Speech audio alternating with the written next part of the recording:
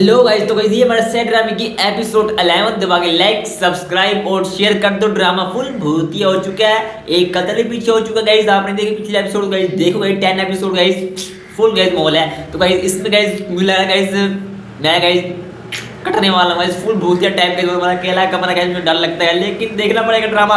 तो like subscribe और share कर दो। चलो गाइस चलते हैं सेट ड्रामे ये एपिसोड 11 देख रहे हैं। चलो। फरजाना की मौत का सुन के बड़ा ताज्जुब हुआ। इन गरीब लोगों ने किसी का क्या बिगाड़ा होता है? इनकी किसी से क्या दुश्मनी? इंसान का गुर्बत से बड़ा दुश्मन कोई नहीं होता। बड़ी ही पुरसरार मौत मरी है फरजाना। क्या मतलब है? मैं समझा नहीं, क्या हुआ भाई? ये क्या? आप खोल के देखिए।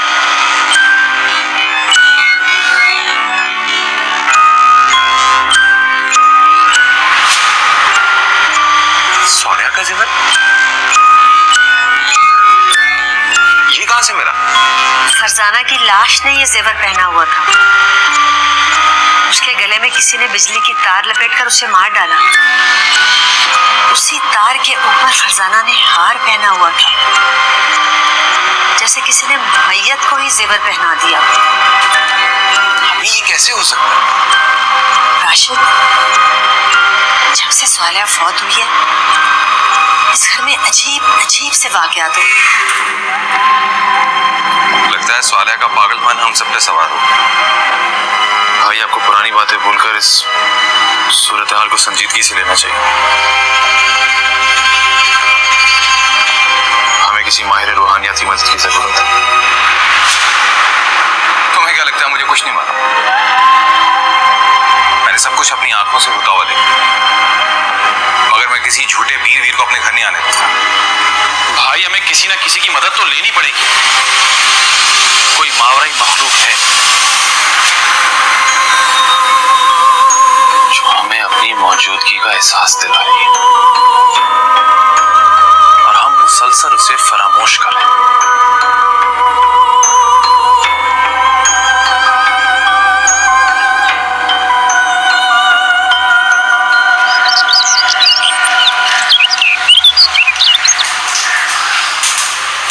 अरे ये क्या? काट तो गोभी रही है, रो ऐसे नहीं जैसे प्याज काट रही हो। रोने दें बीबी जी, दिल का बोझ हल्का हो जाएगा। अरे हुआ क्या है, बता तो सही, क्यों रोए जा रही है? अपनी बहन याद आ रही है, कैसी जवान जान सब कुछ छोड़कर चली गई। उस चोरनी को याद करके तो रो रही है, हैं? जैसी भी थी तो मेरी बहन ना। उसके छोटे छोटे बच्चे मुझसे देखे नहीं जाते। अरे चुप कर जा, बस कर दे रोना। अरे होनी को कौन रोक सकता है? हैं? काम कर। शुक्र है मर गई, कम वक्त मारी, दफा करो उसको।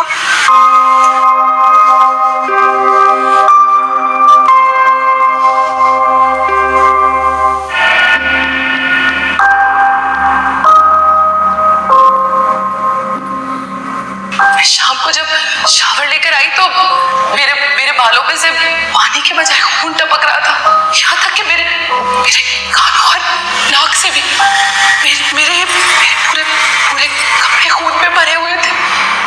लेकिन जब नजमा आई तो सब कुछ नॉर्मल हो गया। ये चोटें मुझे कब लगी मुझे याद नहीं है। मुझे मन में तकलीफ भी नहीं है राशिद। इस घर में कुछ है जो किसी और को दिखाई नहीं देता, मुझे दिखाई देता है।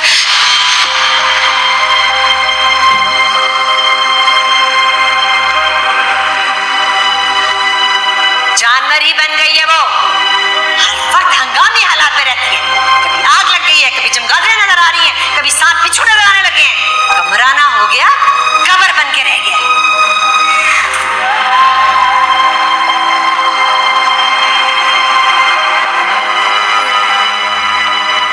मेरे बाल जल गए थे, मेरी काटती पूरे बालों में आग लग गई थी, काट दी। मेरी मौजूदगी और गैर मौजूदगी में स्वालिया के साथ बहुत कुछ हुआ जो मैं नहीं जानता।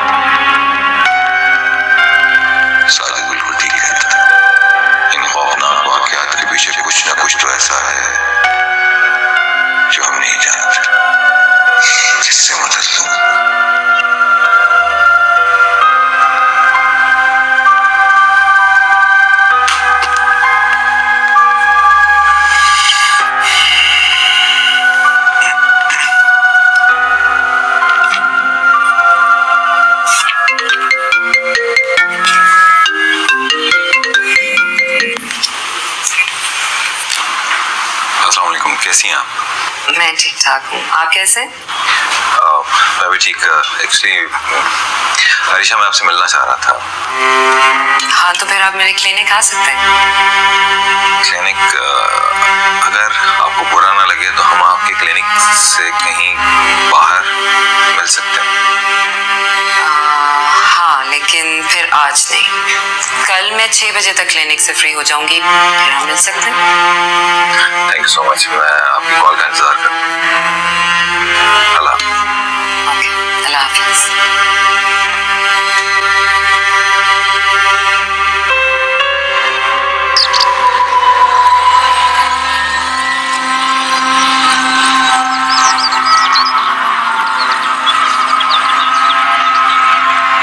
सोया का जिगर? ये कहां से मिला? फरजाना की लाश ने ये जेवर पहना हुआ था। उसके गले में किसी ने बिजली की तार लपेटकर उसे मार डाला।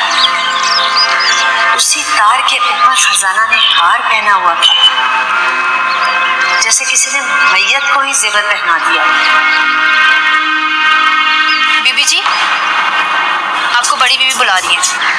मैं आती हूँ। सुनो जी, जब सालेहा ने खुदकुशी की थी तुम घर पर थे?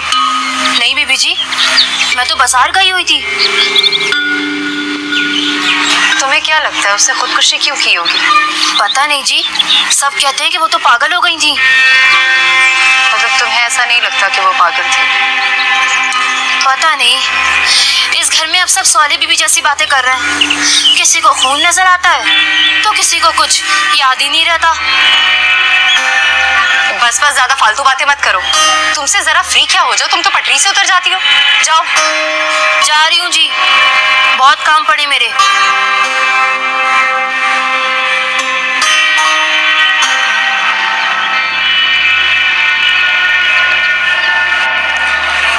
सॉरी, मैंने आपको ज़हमत दी। मुझे लगा कि मुझे आपसे ये बात करनी चाहिए। आप प्लीज मुझसे डिस्कस करें, हो सकता है मैं आपकी कोई मदद कर सकूं।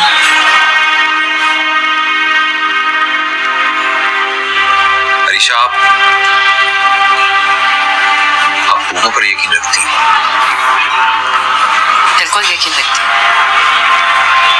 ये जो बातें हम कर रहे हैं, ये जो हमारे एहसासात हैं, ये हमारी रूह है। और वो जो जमीन बोस होता है, कीड़ों की खुराक होता है, हमारा जिस्म है। मगर ये सब आप क्यों पूछ रहे हो? इस चीज पर कितना यकीन है कि रूहें हमारे आस-पास मौजूद हो सकती हैं? हमारे मजहब के मुताबिक तो रूहें इस दुनिया से दूसरी दुनिया में कूच कर जाती हैं, बरज़ख में होती हैं। मगर ये इल्म बहुत वसी है, इसमें इतने राज छुपे हैं कि हमारी अक्ल उन तक नहीं पहुंच सकती। इस बारे में वसूख से तो कुछ नहीं कह सकती, मगर खुदकुशी करने वाले और कत्ल होने वाले लोगों की रूहों के साथ क्या मामला होता है, ये तो अल्लाह ही जानता है। मगर ये सब बातें आप मुझसे क्यों पूछ रहे हैं? अरीशा, मेरे घर में बड़े पुरसरार वाक़यात हो रहे हैं। पहले स्वालिया के साथ और अब सबा के साथ। सबा के साथ बड़े अजीब और गरीब हादसात पेश आ रहे हैं जो बाद में उसे याद ही नहीं होता। मुझे कोई ऐसी बात बताएं जो आपने खुद देखी उसमें। मैंने सबा को स्वालिया की आवाज में बातें सुनी। मैंने खुद अपनी आंखों से एक हिवला उसके जिस्म से निकलता हुआ देखा। देखिए राशा, जन्नात और रूहों के वजूद से इनकार तो नहीं किया जा सकता। अवराई मखलूक के बारे में सोचने से पहले हमें इंसानी रवैयों को जांचना चाहिए। मैं समझा नहीं। आप यकीन नहीं करें, नफ्सियाती अमराज में मुब्तला इंसानों को जिन भूत दिखाई दे, खौफनाक आवाजें सुनाई देती। उस मरीज की बातें दूसरे लोगों की सोच को भी उसी तरफ माइल कर देती हैं कि इस घर में साया है।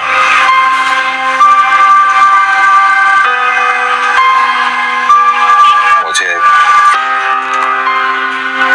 कुछ समझ में नहीं आ रहा। आप जो बात कह रही हैं उसमें लॉजिक है, लेकिन मेरे घर में मेरे घर वालों के साथ जो हादसा पेश आ रहे हैं मैं उन्हें नजरअंदाज नहीं कर सकता।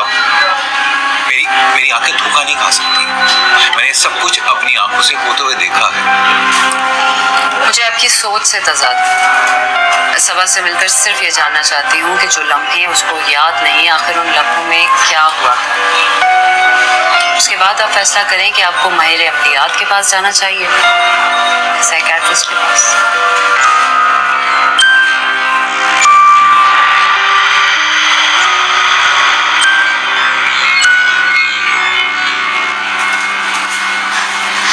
बेबी जी, आपके कपड़े रख दो अलमारी में। हाँ, रख दो।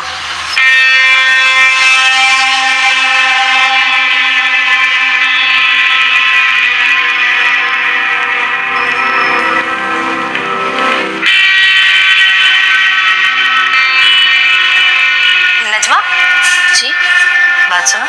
जी बेबी जी। ये कुछ पैसे हैं, रख लो। रहने दे बेबी जी। अरे रख लो ना बाबा, मैं तुम्हारी कुछ नहीं लगती क्या? शाबाश। अच्छा सुनो, जी सालिहा तुम्हारा बहुत ख्याल रखती थी ना? जी बेबी जी। मेरी सालिया भाभी का दिल तो सच्चे मोती जैसा था। गरीबों के लिए जी बड़ा दर्द था उनके दिल। मेरी बीबी जी तो हूरों में होंगी। वो तो है, लेकिन अम्मी उससे बहुत बातें सुनाती थी ना। छोड़ें जी, हर एक ने अपने कब्र में जाना है, अपने बुरे अमाल की सजा भुगतनी है। वो तो है, लेकिन फिर भी क्या बातें सुनाती थी उससे अम्मी? माफ कीजिएगा, आपको तो पता है मैं अपने काम से काम रखती हूँ। हाँ, लेकिन अपनी आंखें और कान तो खुले रखती होगी ना तुम? वैसे समझदार इंसान को कुछ बताने की जरूरत नहीं पड़ती, वो अपने इर्द गिर्द का माहौल देखकर खुद ही समझ जाता है।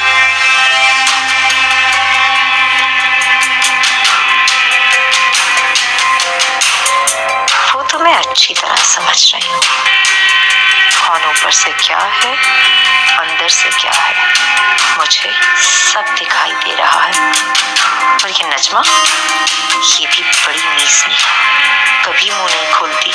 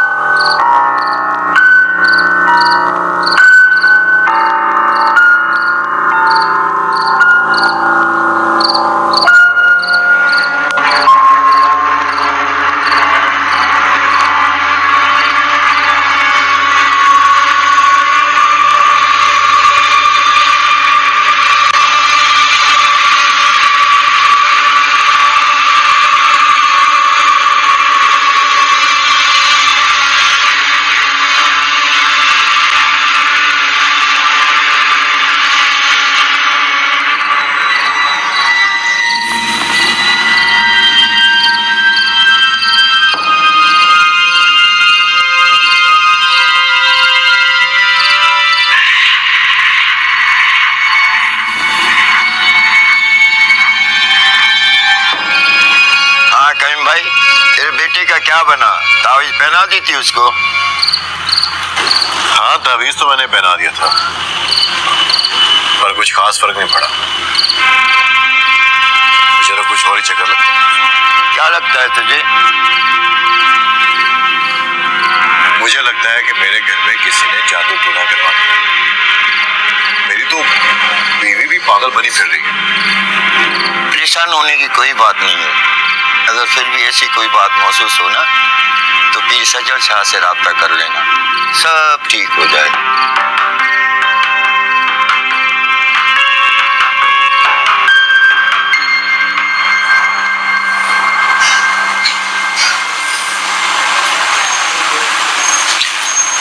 सबा, यहाँ आओ, मुझे तुमसे कुछ बात करनी है।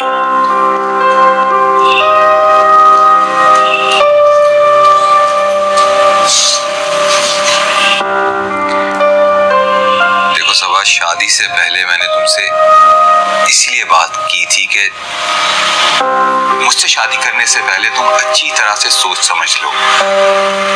लेकिन शायद उस वक्त तुमने भी जल्दबाजी में फैसला किया। मुझे भी अम्मी की बात मानकर तुम जैसी लड़की से शादी नहीं करनी चाहिए थी,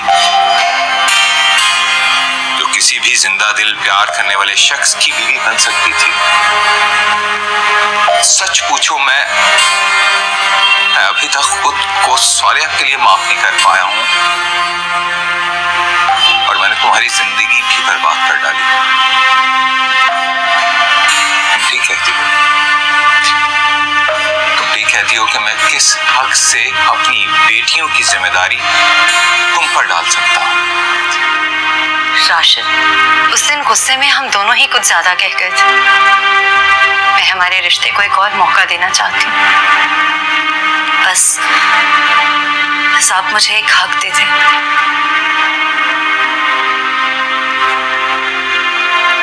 कैसा हक? इंतजार का हक। जब आपके कदम खुद ब खुद मेरी तरफ बढ़े, और मैं कोशिश करूंगी कि बच्चों की तरफ से आपको कोई शिकायत का मौका ना मिले। लेकिन राशिद, अम्मी और नजमा को इस जिम्मेदारी में मेरा साथ देना होगा। हाँ, वो दोनों भी मेरी बेटियों को संभालेंगी, लेकिन मैंने एक दो लोगों से बात की है आया के लिए। एक दो रोज में अरेंज हो जाएगी, वो आ जाएगी। जैसा आप मुनासिब समझे। सब आप मुझे एक बात और भी करनी है तुमसे, अगर तुम्हें बुरा ना लगे तो। कहिए। एक साइकियाट्रिस्ट है मिस अरीशा, एक दो रोज में हमारे घर आएंगी कुछ ट्रीटमेंट के लिए।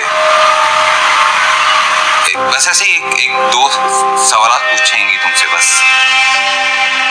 राशिद, आप सालिया की तरह मुझे भी पागल समझते हैं?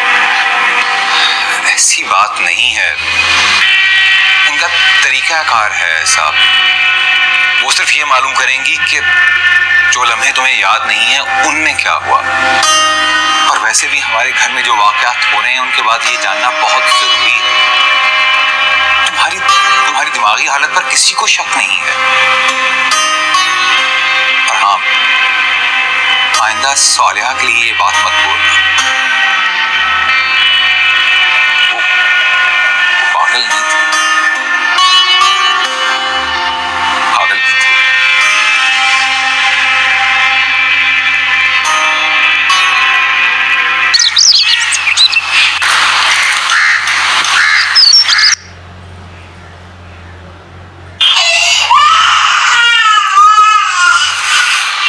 उठ गई मेरी जान का अज़ाब।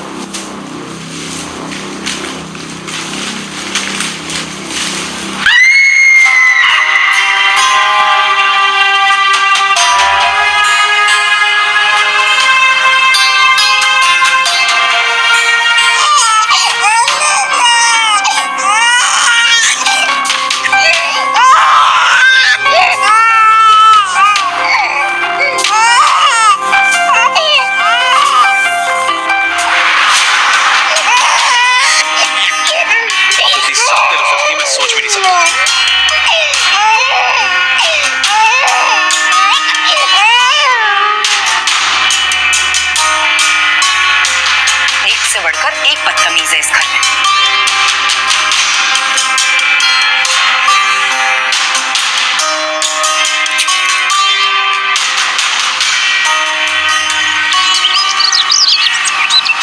ठीक है, मैं देखता हूँ सी सेक्टर में। नहीं, आप बेफिक्र रहिए, मैं शाम ही बताता हूँ। भाई, मैं जो शफक की हालत घर पर देख कर आया हूँ, हमें उसके मामले में घर पे किसी पे भरोसा नहीं करना चाहिए। आप जल्द से जल्द किसी आया का बंदोबस्त करें। अरे यार, आया भी तो मुलाजमा ही होगी। भाई, वो सिर्फ अपनी ड्यूटी अंजाम देगी, नजमा की तरह सारे घर का काम उसकी जिम्मेदारी नहीं होगी। अरे यार, शफक के लिए मैं खुद बहुत परेशान हूँ। हालांकि मैं नजमा को अलग से पैसे देता हूँ, लेकिन कोई फायदा ही नहीं। तुम ठीक कह रहे हो, किसी ना किसी मुलाजमा का बंदोबस्त करना ही पड़ेगा। मैं साबिर से कहता हूँ।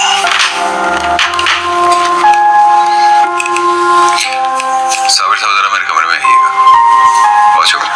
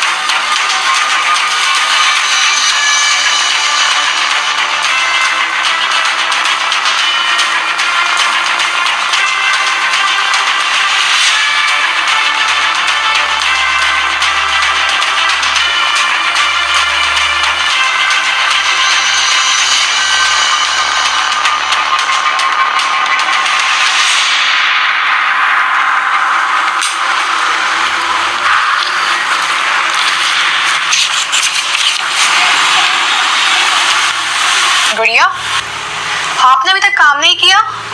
मिस, मेरा शॉर्पनर कहीं गुम हो गया है, मिल नहीं रहा। गुड़िया, अगर आप पढ़ेंगी नहीं तो क्लास में फेल हो जाएंगी। अगर मेरी मामा मुझे पढ़ाने आ जाए ना तो मैं फेल नहीं होंगी। मैंने मामा के लिए जहाज भी बनाया था और उसे बहुत ऊपर तक उड़ाया था, मगर फिर भी मामा नहीं आई। अच्छा चलो, अब आप पढ़ लो। आपकी मामा आपको आसमान से देख रही है। अगर आप क्लास में फेल हो गई तो वो बहुत सैड हो जाएंगी। वो सैड नहीं होंगी, शायद मामा हमसे प्यार ही नहीं करती। अगर वो हमसे प्यार करती तो हमारे पास आ जाती।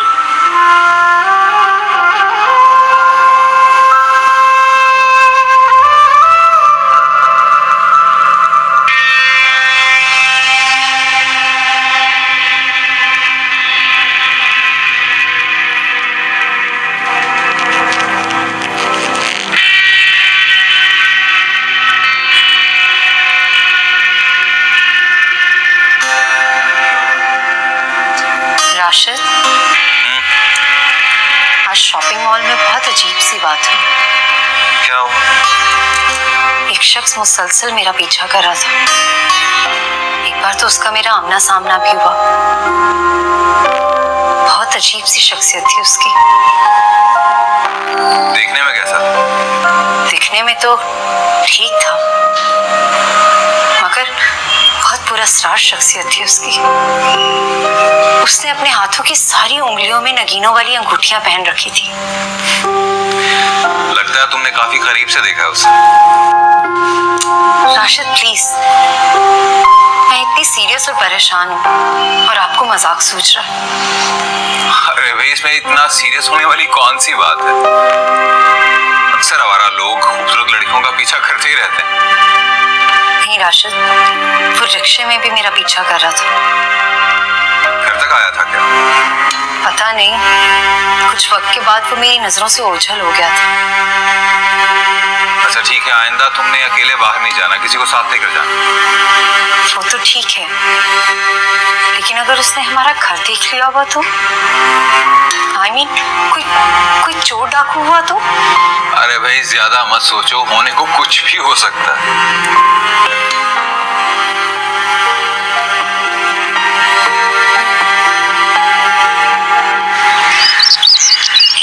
सबा, तुम्हें कुछ नहीं होगा। तुम्हें बस मेरी इंस्ट्रक्शंस पर अमल करना होगा। मैं तुम्हें नींद में ले जाकर कुछ सवालात पूछूंगी। मैं जानती हूँ कि आपको मेरे ज़हनी तवाज़ुन पर शक है, लेकिन मैं एक बात आपको साफ साफ बता दूं कि मैं हरगिज़ पागल नहीं हूँ। चलती फिरती नॉर्मल इंसान हूँ। सबा, साइकियाट्रिस्ट पागलपन का इलाज नहीं करते हैं, बल्कि दिमाग की वो गिरहें खोलते हैं जो इंसान को रोजमर्रा जिंदगी में तंग कर रही हैं। तुम्हें भी तो वो सब जानना है जो तुम्हें याद नहीं है। इसका तरीका तुम्हें नींद में ले जाकर तुम्हारा सबकॉन्शियस खंगालना है। मैं तो सिर्फ तुम्हारे खौफ की वजह जानना चाहती हूँ, और ये सब तुम्हारे ताबों के बगैर मुमकिन है।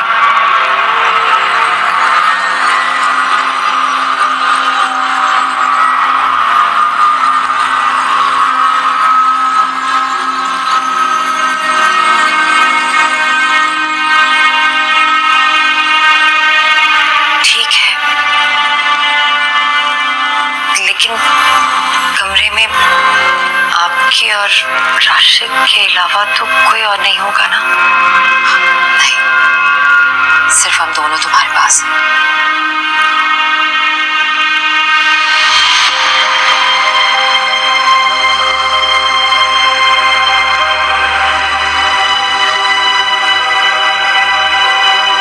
राशिद साहब, आप लाइट डिम कर दो।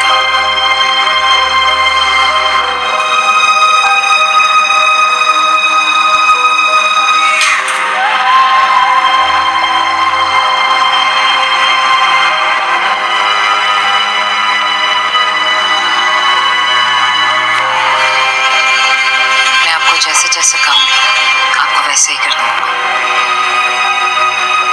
सबा, आप सो रही हैं। आपकी आंखें नींद से बोझल हो रही हैं। आपके आसाब शल हो चुके हैं। आपका जिस्म निढाल हो रहा है। आप सो रही हैं।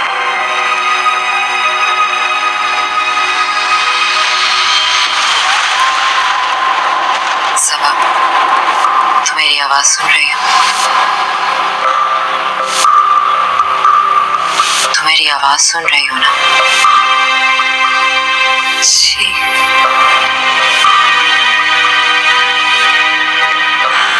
एक दिन पीछे जाओ। क्या कर रही हो? अलमारी सेट कर रही हूं।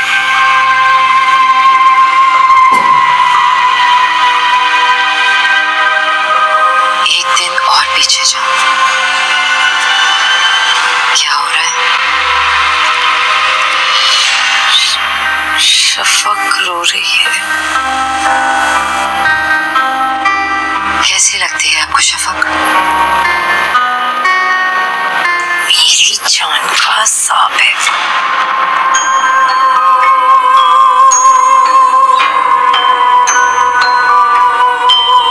सबा, कुछ दिन पीछे जाओ। ईद के दिन आप क्या कर रही हैं? अपने कमरे में बैठी। उसके बाद कहाँ गई?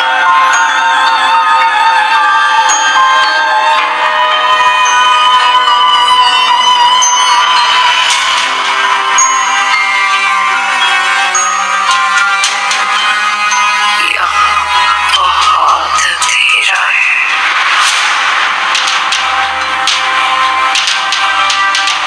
हारी हुई जिंदगी की आवाज़गार है।